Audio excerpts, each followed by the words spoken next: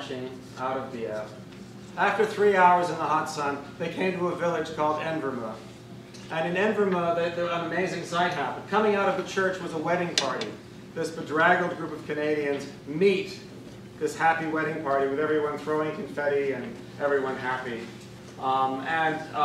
They threw pennies to the bride, and many years later, this woman, who's now an old woman, still has the pennies.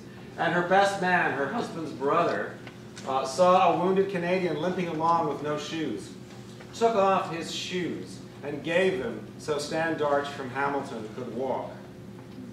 And he was grabbed by the German police, the Gestapo, and put in prison for doing that. Stan Darch is still alive.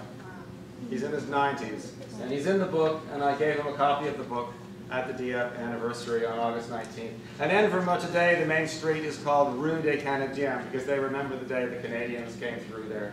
They were then shipped off to the worst prison camp in the Third Reich, given no food. They wouldn't have survived had it been for occasional Red Cross parcels.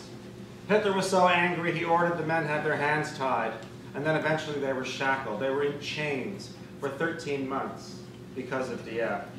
But despite the shackles, they managed to sometimes get out of the shackles and dig tunnels. Some of the most incredible escapes in the war took place from Stalag 8B. The Germans posted a poster saying, "If you escape, you'll be shot." The Canadians posted a cartoon showing them tunneling. Here they are in prison camp. Despite very little food, they're reasonably healthy. By the end of the war, those who are still alive look like this. They were sent on a death march when, as the Russians invaded at the end of the war, they marched the Canadians out into the snow.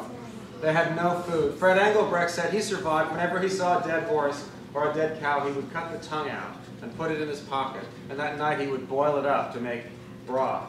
And that's how he survived. And they really wished they could have been on D-Day with their regiments instead of being prisoners. Because after D-Day and the success in Normandy, the Canadians liberated Dieppe. They went back to Dieppe, and that day they went to the cemetery where 1,000 Canadians had been buried 2.5 years before. 65 years later, I went back for the 65th anniversary and met some of those young men who are now old men, standing by those terrible cliffs where so many of them died. Their sister, their sister Agnes, she's now an old woman. That's one of the boys she nursed. She was there. There's Fred Engelbrecht in the parade. And the whole town is draped in Canadian flags. You've never seen anything like it. My friend Ron Reynolds visiting his friends in the cemetery. There's Ron the day he went to war, 18 years old. And he just died a couple of months ago. And I read from the novel, which is about him, a lot about him, at his funeral. And I had a hard time not tearing up, I'll tell you. My nephew loved this grave because it's an 18-year-old boy, Robert Boulanger from Quebec, and his family still comes. Look how young he was. And every year they put the Canadian flag and the Quebec flag on his grave. And the main square in Dieppe is called Place du Canada. And in that square there's a monument that says, "On the beaches of Dieppe, our Canadian cousins marked with their blood the road to our final liberation."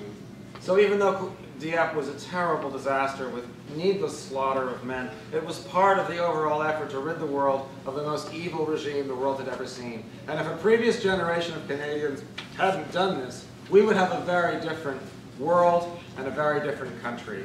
And it's something we should remember, not just this week during Remembrance Week, but every day.